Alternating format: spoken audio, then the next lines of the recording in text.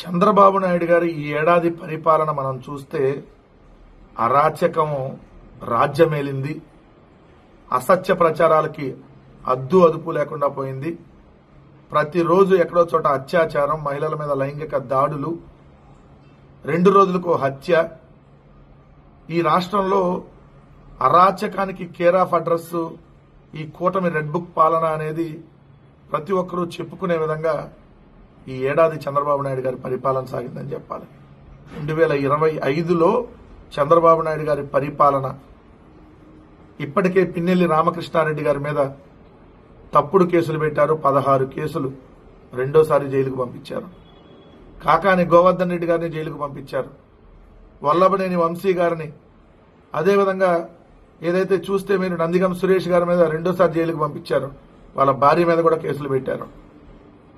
ఎక్కడికక్కడ మీరు చూస్తా ఉంటే తలసిల రఘురాం గారి మీద తప్పుడు కేసులు, ఏదైతే దేవినేని అవినాష్ గారి మీద తప్పుడు కేసులు, పోసాని కృష్ణమురళి గారి మీద తప్పుడు కేసులు, ఇలా ఎక్కడికక్కడ అంబటి రాంబాబు గారి మీద కేసులు పెట్టారు.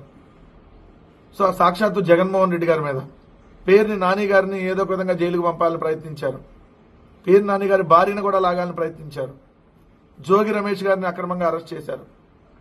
ఓఎస్టీ కృష్ణమోహన్ రెడ్డి గారిని, గోవిందప్ప బాలాజీ, ధనంజయ రెడ్డి గారిని, అదేవిధంగా చూస్తే మిథునన్నని అక్రమంగా అరెస్ట్ చేసి తప్పుడు కేసు పెట్టి జైలుకు పంపించారు. ఇలా ఒకటి కాదు, ప్రతి జిల్లాలో అక్రమంగా కేసులు పెట్టి అన్యాయంగా వైఎస్ఆర్ కాంగ్రెస్ పార్టీ కార్యకర్తల్ని, నాయకుల్ని వేధించినటువంటి తీరు. సోషల్ మీడియా వేదికగా అయితే ఏదైతే వాళ్ళు రప్పా అని ప్లకార్డు పట్టుకుంటే వాళ్ళ మీద కేసు, నడి రోడ్డు మీద రషీద్ని నరికి చంపితే వాళ్ళు స్వేచ్ఛగా బయటకు తిరుగుతా ఉన్నారు ఈరోజు నరికి చంపిన వాళ్ళు.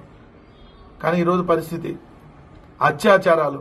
9 ఏళ్ల బాలికని నంద్యాల జిల్లా మచ్చుమరిలో అత్యాచారం చేసి హత్య చేస్తే ఇప్పటి వరకు శవం దొరకలా. 18 నెలలైంది. ఏదైతే దళిత బాలికని 14 మంది తెలుగుదేశం నాయకులు, తండ్రి కొడుకులు, బాబాయిలు, ఇలా ఒకటే ఫ్యామిలీకి చెందినటువంటి పరిటాల సునీత అనుచరులు, ఏదైతే రాప్తాడు నియోజకవర్గం రామగిరిలో ఏడునాగులపల్లి, ఆమెను గర్భవతిని చేస్తే ఈ ప్రభుత్వం అసలు చర్యలు తీసుకున్నటువంటిది లేదు. దారుణమైనటువంటి సంఘటనలు.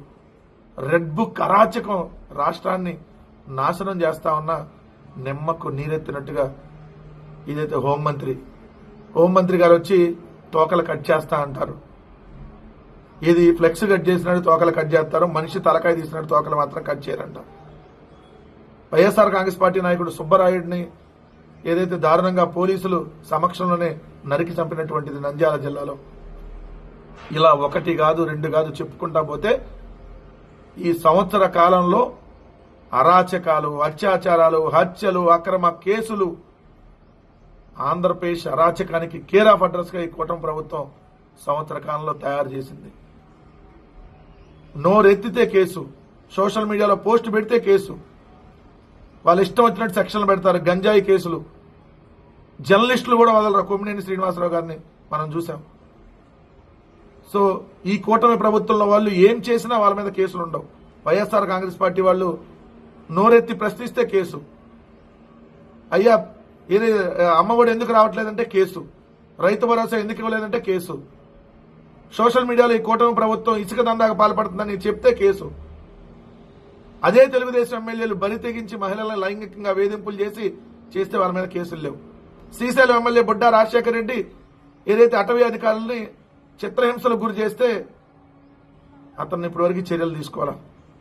ఇలా చెప్పుకుంటా పోతా ఉంటే ఈ ఏడాది పాలనలో అరాచకం తప్ప ఎక్కడ అభివృద్ధి లేదనేది స్పష్టంగా కనపడింది. సో అరాచకం స్టార్ట్ అయ్యి 18 నెలలు పూర్తయింది. ఈ 18 నెలల కాలంలో రాష్ట్రాన్ని 70 సంవత్సరాలు వెనక్కి తీసుకుని వెళ్లారు. రెడ్ బుక్ అనేటటువంటి పిచ్చి కుక్క ఈరోజు రాష్ట్రాన్ని పట్టి పీడిస్తా ఉంది. ఎవరి మీద పడితే వాళ్ళ మీద దాన్ని వదులుతా ఉన్నారు. సో ఈరోజు రాష్ట్రంలో పూర్తిగా శాంతి భద్రతలు క్షీణించాయనడానికి మొన్న కేంద్ర ప్రభుత్వం ఇచ్చినటువంటి నివేదిక, లాస్ట్ ప్లేస్ లో ఉన్న ఆంధ్రప్రదేశ్ రాష్ట్రం శాంతి భద్రతలో. పోలీసు వ్యవస్థ పనితీరుకి 100కు 16 మార్కులు వేశారు, లాస్ట్ ప్లేస్. అయినా కూడా వీళ్ళ ప్రవర్తనలో ఎక్కడ మార్పు రావట్లా. ఇంకా కూడా ఏదైతే అసత్యాలను ప్రచారం చేసి ఏదైతే వైఎస్ఆర్ కాంగ్రెస్ పార్టీని టార్గెట్ చేసి వెళ్తున్నారనేది స్పష్టం.